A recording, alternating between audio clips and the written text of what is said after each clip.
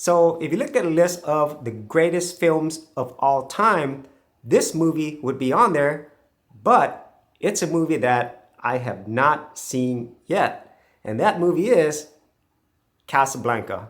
Casablanca is one that I hear so many times in terms of a classic film, but also even up to the modern age, it's always up there on top lists, including with other movies like Citizen Kane. And so I don't know why I've never really watched this movie, even though it has appeared on many formats and on TV so many times.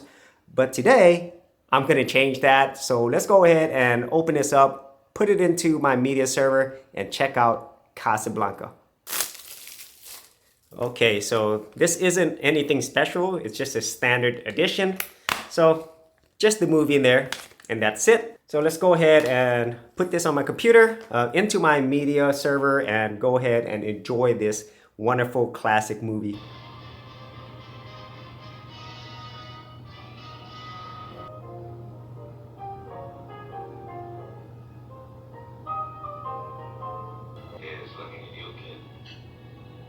All right, so I just got done watching Casablanca. Is this one of the greatest films of all time? Well, after my first viewing, the answer is not quite as simple. And so in general, the story here is set in World War II, or basically near the tail end of World War II. And this movie was released in 1942, but the actual real World War II was still going on. World War II ended, I think, around 1945. So this is a really timely movie. And it takes place in Casablanca. If you don't know where that is in North Africa, near Morocco. And Morocco and Casablanca, if I remember correctly, is a French colony. So they were controlled by the French. And during World War II, the Germans basically occupied most of Southern Europe, if I'm not mistaken. And within Casablanca, it is a neutral area. So really, they couldn't do anything there because it is neutral. And so there were a lot of refugees who fled to Casablanca with the hopes of getting papers to actually fly to other countries like the United States.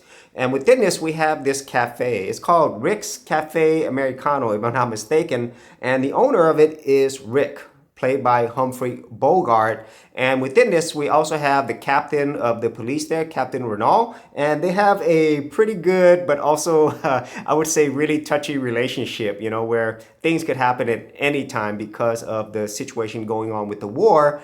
And everything's going fine for Rick until one day some guy shows up, gives him some stuff, and then, well, the Germans show up. And there is this major that shows up. He's from, I think, the Gestapo. And he basically is there to capture some people, specifically a French revolutionary is going to play there, Victor Laszlo, who ends up there. And somebody else ends up there that, well, really changes things. And it's Ilsa, played by Ingrid Bergman. And Ingrid and Rick have a very, let's just say, special history together. I don't want to spoil anything. And that is really the main center of this film. And within this, we are really going towards this whole relationship between these two and other people, but also the whole political warfare that's going on. There is a lot of things going on, and it's really dangerous as well. And then you have other characters involved, you know, like with Victor Laszlo, but also side characters that work with them, and also specific interests. Let's just say that there is a lot of things going on surrounding these two main characters. And in the end, in general, it is a lot of a love story, but also a story about humans and what's going on with the world. There's many things that you could take from this movie. So let's start off with the first thing that I honestly really loved about this film, and it's these two actors right here. Humphrey Bogart, Ingrid Bergman, they're absolutely spectacular. I rarely watch classic black and white movies, but honestly, this is why you want to watch these. And just remember, this movie was made in the 1940s, and so obviously movie making and what everything's going on in the world is way different than what we have in our modern times. But one thing that doesn't change is the actual acting performances. The talent here is absolutely off the charts. Humphrey Bogart just is present. The way that he speaks, it's really magical in my opinion. And then Ingrid Bergman, she's absolutely stunning. Not only is she beautiful, but her acting, she shows a whole range of things. There's a lot of mystery behind her. There's a lot of pain and anguish, and you understand a lot of that as the movie unfolds. And everybody else in this movie just do a spectacular job. Victor Laszlo, the Captain Renault, Sam, there is another owner of a competing bar. Everybody in here just does an A+ job. I really do love the acting in this film, and that is the first thing that I love. And then going along with that is the characters, you know, the way that they're written, you know, they are not a simply black and white character. You know, there is a lot of range in these characters. They have many different shades of their emotions, and that's why I say this is also really a human story as well, because the real world is like this. It's not simply one or the other. There's stuff in between. There's a lot of gray area, and the movie explores that in the characters in this film throughout. And then the other thing that this movie just does spectacularly is the actual presentation. This is a black and white film, and if you wanted to see how well to truly shoot movies, this is it. No matter if it's black and white or color, but watching it here and just seeing how well things are lit, looking at the shadows, looking at the cinematography, the set designs, the production, the music, this is just one of those movies where if you are interested in film, this is that movie that you would actually look at and learn from. There's so many things that you could watch and see. And since this is now in a digital format, I think this is going to look better than it ever has previously in terms of formats it's been released in. And at least this one, even though this is a Blu-ray, there is a 4K version. This was made from a 4K restoration. So it looks pretty spectacular. And so if you do have a really good, you know, TV or projector to actually watch this in, you'll get a lot out of that. And the sound, of course, this is an older movie, but I think it really is a classical type of movie where you will enjoy those audio elements as well. And then to go along with the presentation, with all of these things put together, everything that I mentioned, it just evokes a lot of feelings and emotions. You know, you watch this and you get involved in this world, but you also feel like you are a character in this movie. You're sitting in the bar watching what's going on. And at least for me, it was a pretty captivating experience throughout this. I don't think there was ever a moment that I was bored. Even though the setting, the subject matter isn't something I would normally be interested in, Casablanca did a really wonderful job in bringing you into this world and the characters that live in it. And then the story itself, if you looked at it from a very high level point of view, it is a simple love story in a wartime drama.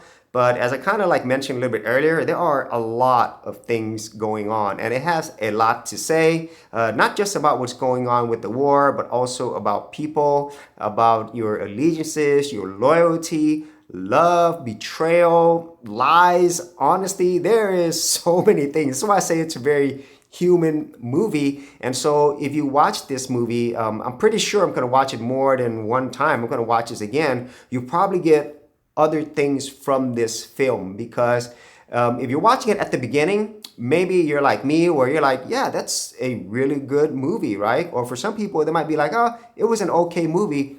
But if you actually watch more of it, and I'm pretty sure this is why a lot of people love this movie so much, it's very layered, and I would say complex in what it does in this film. And so if you do enjoy those types of stories, then Casablanca obviously delivers. Now, for the negatives of this film, you really have to come into this looking at it from a movie made in the 1940s. If you're coming in here expecting like modern themes and tropes, then honestly, you won't get that here. And so for some people who are expecting fast-paced action, you know, or maybe a lot of themes and things that we normally expect from modern movies, you won't get that here. But from just a purely filmmaking point of view, which is timeless, that's where you're going to get the most out of this film. And I highly recommend that you give it a shot, you know, be a little bit patient of it and just let the story and characters unfold, because at the end of the day, this is kind of like how I feel about it, and how I would say it's not a simple answer. And so from my first viewing, I would say this is a really good film. But I'm pretty sure that after multiple viewings, this is going to turn into a great film, and probably watching it more and more, it's probably going to be one of my favorite films. And that is why I think a lot of people put this on there as one of the best films ever and why it won so many awards, because this film has a lot. You know, it offers a lot, it says a lot, but it also doesn't say a lot. So it leaves a lot of things for you to interpret, enjoy, and also I would say admire on your own. And this is one of those films that I will definitely watch over and over, just to not only appreciate it, but to also learn from it as well. And so if you had any thoughts on Casablanca or any classic films that you've enjoyed, be sure to leave it in the comments area below. And if you want to see more of my videos on movie collecting and reviews, I do have an entire playlist. I'll leave that description area below. And finally, if you did want to support my channel and get this film, I will leave an affiliate link in the description area below. Hey geeks, if you are a brand new creator and you simply want something easy to get you started, well, I got something for you with my Creator Starter Kit. This is a super simple step-by-step guide that's going to take you from having no channel to developing your very first YouTube channel, along with ideas, thumbnail designs, and other creator tips, including marketing. And the best part is, all of this is free. Simply head over to the link below, check out my page, and get started creating.